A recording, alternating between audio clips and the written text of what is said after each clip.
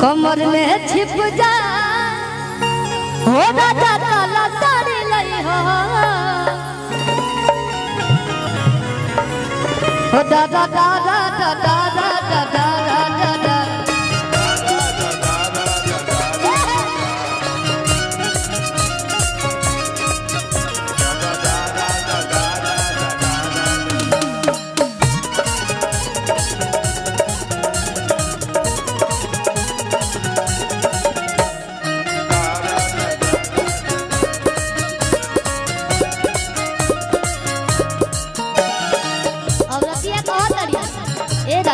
रोज लाल पियर पहन के हमार मन गुस्सा गइल बा ए बेला करिया पहनला एगो करिया साड़ी लिया देती है बलम जी बात कैसे कि राजा काला साड़ी लई हो राजा काला साड़ी लई हो कमर में छिप जाए राजा काला साड़ी लई हो कि नैहर में पहनी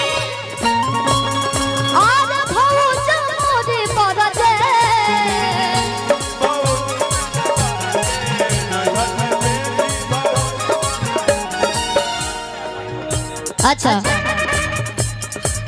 नैहर में पहनी नैहर में पहनी भौज हमारी बरजे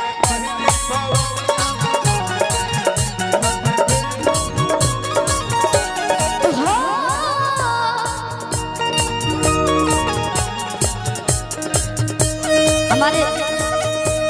मुख्यमंत्री जी के बहुत ही करीबी दोस्त करीबी संजय भैया आए बहुत बहुत स्वागत है कैसा नैहर में पहने भौज हमारी बरजे नैहर में पहने भौज हमारी बरजे हो साड़ी ससुरा में हरे साड़ी ससुरा में पहिरी हो दुनिया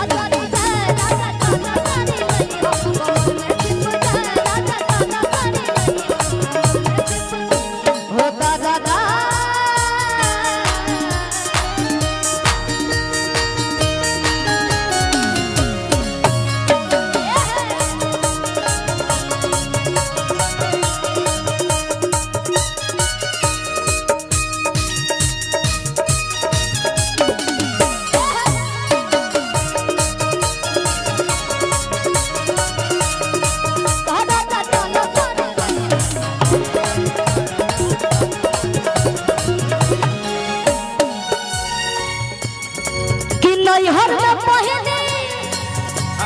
आज मेरा मोर बरजे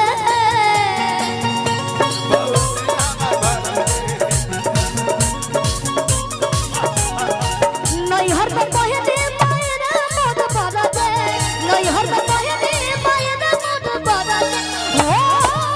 साड़ी ससुरा में हारे साड़ी ससुरा में पहिरी ससुया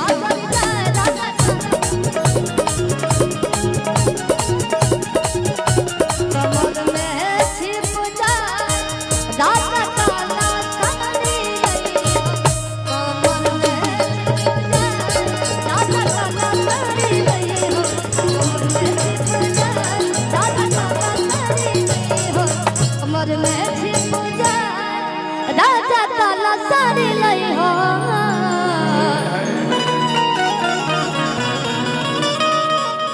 ए गोरी गाय दुगना हां काला आवाज फसता तो ए फसे का नहीं आवाज हां ठीक तो आवाज क्या फसे एक और गाओ हो कि